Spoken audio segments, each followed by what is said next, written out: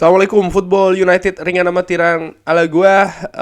Kali ini gua mau news update dari beberapa sumber. Seperti biasa ambil dari Twitter. Langsung aja, nomor satu ini dari United Zone. Dikutip dari akunnya Helena Condis, ini mengatakan kalau ya Barcelona ini masih belum menutup kemungkinan untuk menjual Frenkie de Jong. Mereka percaya kalau Frenkie de Jong ini akan berubah pikirannya, tapi saat ini ya mereka menerima dalam tanda kutip keputusan kalau sampai dengan saat ini ya Frenkie de Jong ingin stay di Barcelona. Jorge Mendes ini dari United Journal dikabarkan Jorge Mendes ini telah bertemu dengan CEO dari Atletico, yaitu adalah Gil Marin, dan memberitahu dia kalau Cristiano Ronaldo ingin bermain di Champions League musim depan dan siap untuk bergabung dengan mereka. Marin mengucapkan terima kasih ke Jorge Mendes dan menolak proposal yang mengatakan kalau ya dia tidak bisa melanjutkan proses operasi ini ya, operasi ingin mendatangkan Cristiano Ronaldo atau melepas Cristiano Ronaldo dari Manchester United. Ya, sekali lagi ini menurut gue sudah pernah gue sebutkan atau gue perkirakan ya, klub yang kemungkinannya paling besar itu adalah Chelsea. Nah, setelah Chelsea pun juga tidak mengambil posisi tidak mengambil Cristiano Ronaldo, maka menurut gue sangat-sangat berat, sangat-sangat kecil kemungkinan Cristiano Ronaldo untuk meninggalkan Manchester United musim panas ini. Ini perkiraan gue sekali lagi ya, karena sekali lagi klub yang menurut gue paling memungkinkan itu saja tidak bisa melanjutkan proses untuk mendatangkan Cristiano Ronaldo. Masih dari United Journal ini dikabarkan dari ESPN Uruguay, Facundo Pellistri ini dikabarkan sekali lagi akan dipinjamkan dari Manchester United ya.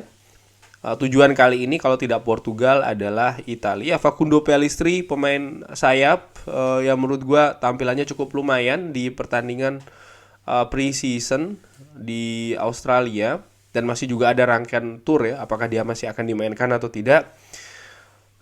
Jelas mungkin dinilai oleh staf kepelatihan utamanya Erik ten Hag kalau ya dia masih harus berkembang lagi, dan kalau dia stay di Manchester United di tim utama mungkin kesempatan itu tidak banyak ya, tidak akan datang banyak karena ya praktis banyak pemain di posisi yang sama.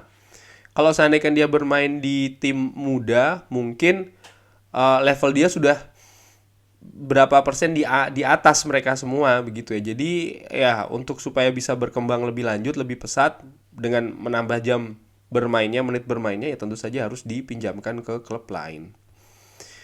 Bournemouth dikabarkan ini masih memonitor situasi Axel Tuanzebe, walaupun ya masih juga ada atau mempertimbangkan tawaran dari luar negeri. Ya, Axel Tuanzebe ini nampaknya tidak masuk skema dari Erik ten Hag, dan menurut gue sih seorang Phil Jones juga bisa jadi demikian ya, apalagi dengan kedatangan seorang Lisandro Martinez yang berposisi sebagai back tengah, bisa berposisi sebagai back tengah.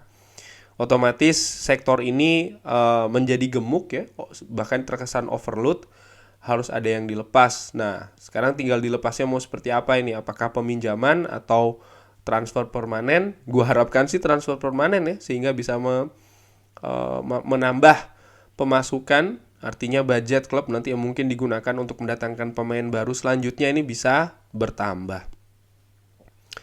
Dan ini tadi balik lagi ke kabar Frenkie de Jong. Ini juga gue sudah singgung di video gue sebelumnya ya. Kabar dari Fabrizio Romano. Ini juga kabarnya masih sama kalau Barcelona dikabarkan ini mengetahui kalau Chelsea ini menyiapkan proposal untuk Frenkie de Jong, untuk ya menawar Frenkie de Jong. Tapi ya kalau dari Fabrizio Romano dikabarkan Chelsea berminat tapi masih belum akan memproses secara formal Frenkie de Jong. Nah, jadi ini berita ini bahkan kontradiktif dari kabar Fabrizio Romano, yang menurut gua sepertinya kabar dari Fabrizio Romano yang lebih masuk akal. Kenapa? Karena kesepakatan klub sudah terjadi tapi sang pemain ini masih belum mau pindah. Kalau seandainya Chelsea masuk di sana, artinya melakukan penawaran, apakah akan deal juga dengan Barcelona nomor satu? Nomor dua, apakah kalau sudah deal pun juga bisa mengubah keputusan dari Frenkie de Jong yang sampai sejauh ini memang ingin stay, masih ingin bermain di Barcelona ya. Kabar selanjutnya dari The Telegraph Dakar masih terkait dengan Frenkie de Jong. Ini dikabarkan kalau gajinya tuh kurang lebih 230 pounds, 230 ribu pounds per minggu dengan bonus-bonus ya. Bahkan dari Telegraph Dakar ini mengatakan kalau ini bisa saja proses ini akan terus bergulir sampai dengan transfer deadline. Wow, jadi memang harus bersabar dan prosesnya pun juga masih panjang. Bersabar ini bukan hanya Erik ten Hag, tapi mungkin juga fans ya. Ten Hag dikabarkan ini sangat desperate atau sangat ingin untuk mendatangkan Frenkie de Jong. Ya, kita lihat saja, kita nantikan bagaimana ini. Ditambahkan dari Andy Mitten ya, jurnalis favorit gua, editor dari United We Stand, salah satu fanzine terbesar fans Manchester United. Erik ten Hag ini ingin Frenkie de Jong karena dia melihat Frenkie de Jong ini sebagai gelandang yang paling komplit di Eropa. Lebih bagus daripada segalanya dari yang Manchester United punya. Seseorang yang bisa mengimplementasikan filosofinya di atas lapangan, dan dia juga bersiap untuk sabar ya, karena pemain ini merupakan sentral dari rencananya. Nah, kalau sudah begini, artinya gua pun juga sudah pernah bikin kan siapa sih kira-kira alternatif dari Frenkie de Jong. Di situ gua sudah menyebutkan atau mencoba menganalisa ringan amatiran ala gua beberapa nama, bahkan gua juga punya pilihan ya, tapi sekali lagi subjektifnya gua, walaupun di sana di video tersebut dan juga sekarang ini akan gue katakan kalau menurut gue ya memang Frenkie de Jong tuh tidak ada duanya, katakanlah demikian ya dengan amatiran, karena ya sangat unik ya kan, salah satu yang terbaik, dan yang faktor mahalnya itu adalah ya uniknya itu tadi, artinya nyaris tidak ada pemain yang seperti Frenkie de Jong. Artinya dalam banyak aspek, dalam banyak kualitas. Dan gue singgung juga di video tersebut dan akan gue singgung lagi, yaitu faktor dari Erik ten Hag yang nampaknya ketika dia menerima posisi sebagai manajer Manchester United, ketika dia ingin membangun sistem filosofi permainan di Manchester United untuk musim depan dan juga musim-musim selanjutnya, nama Frenkie de Jong gue asumsikan ya, bahkan gue yakin itu disebutkan sebagai salah satu bahan yang didiskusikan mungkin ketika proses kedatangan Erik ten Hag ke Manchester United, sehingga manajemen Manchester United sangat getol sekali, sangat sabar sekali, dan ini kan sesuatu yang baru juga, proses transfer seperti ini bagi manajemen Manchester United. Tapi sekali lagi manajemen sangat sabar. Sudah hampir 2 bulan atau bahkan sudah 2 bulan ya prosesnya. Sekarang sudah dicapai kesepakatan dengan klub tapi tidak dengan pemainnya. Tapi tetap saja Manchester United juga dengan sabar tidak serta-merta mencari alternatifnya, karena menurut gua ya bisa jadi kabar dari Andy Mitten ini betul adanya ya. Dari Erik ten Hag pun juga tidak melihat adanya alternatif, karena Erik ten Hag ingin membangun sistem berdasarkan atau dengan seorang Frenkie de Jong ini berada di dasar dari fondasi yang ingin dibangun di Manchester United, dasar fondasi permainan yang ingin dibangun di Manchester United. Dan ya mudah-mudahan sih ya berujung dengan baik, karena kalau tidak ya apakah Erik ten Hag nanti akan mencari alternatif lain ataupun tidak, ataupun akan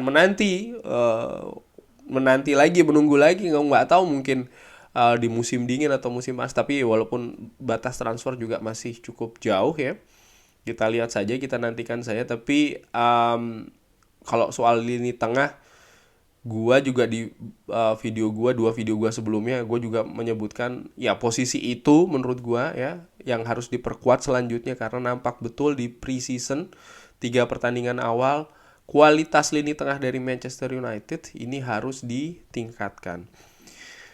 Kabar selanjutnya, Rafael Varane, James Garner ini yang sebelumnya absen. Nah, bisa jadi akan kembali latihan dan bisa saja diturunkan ketika menghadapi Aston Villa. James Garner ini menurut gua dan gue yakin juga teman-teman banyak juga yang ingin menyaksikan kiprahnya bersama dengan tim senior Manchester United. Pemain yang dalam 2 musim terakhir di Nottingham Forest ini cukup impresif, cukup baik, berkembang dengan cukup bagus di Nottingham Forest. Sekalipun tentu saja level dari Premier League dan Championship ini berbeda, tapi peran sentralnya di Nottingham Forest ini bisa jadi modal banget bagi seorang James Garner untuk bersaing di lini tengah Manchester United. Manchester United dikabarkan ini tertarik ya untuk mendatangkan Yuri Tillmans. Bahkan ini semakin berkembang karena ini dia dikabarkan lebih murah dan tidak rumit dibandingkan dengan Frankie De Jong. Dikabarkan Erik ten Hag ini memasukkan dia di dalam daftarnya juga. Tillmans juga dikabarkan di bawah Ralf Rangnick ya. Dikabarkan pada saat itu dia tidak ingin pindah ke Manchester United, tapi bisa saja Erik ten Hag ini melakukan dalam tanda kutip kunjungan atau meyakinkan supaya Yuri Tillmans ini ingin ke Manchester United. Dikabarkan berarti sebelumnya sudah pernah ada pendekatan, cuman sang pemain tidak mau. Yuri Tillmans salah satu pemain yang gue masukkan ke daftar alternatif ya. Dari seorang Frankie De Jong, skillnya bagus, sudah punya pengalaman di Premier League, sekalipun ya ada yang berbeda dan cukup fundamental, di mana daerah operasi dari Yuri Tillmans ini lebih di kanan, sedangkan Frankie De Jong itu lebih di kiri, dan tentu saja beberapa atribut juga cukup berbeda antara keduanya ya. Tapi apakah betul dia termasuk alternatif, ini juga gue masih tanda tanya. Artinya alternatif dari Frankie De Jong yang berada di daftar Erik ten Hag, apakah ini betul adanya? Agak beribet ya. Ini gue masih tanda tanya banget. Lalu kabar tentang Anthony, Manchester United dikabarkan masih terus berusaha untuk membawanya ke Premier League. 70 juta euro dikabarkan ini akan bisa jadi agak sedikit kurang dari 70 juta euro.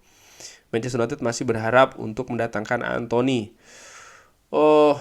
Gua jujur dengan amatiran gue nggak yakin ya Anthony akan datang, terutama dengan Manchester United yang masih sangat berkonsentrasi penuh ingin mendatangkan seorang Frankie De Jong, kecuali kalau ada pemain lagi yang dilepas, bisa jadi Anthony akan diincar, bisa jadi demikian. Walaupun gue juga berpikir kalau Ajax Amsterdam mungkin akan bertahan dengan cukup keras, karena Anthony ini merupakan pilar dari Ajax. Erik ten Hag mengatakan tidak ada pemain yang bisa menggantikan Anthony di Ajax ya.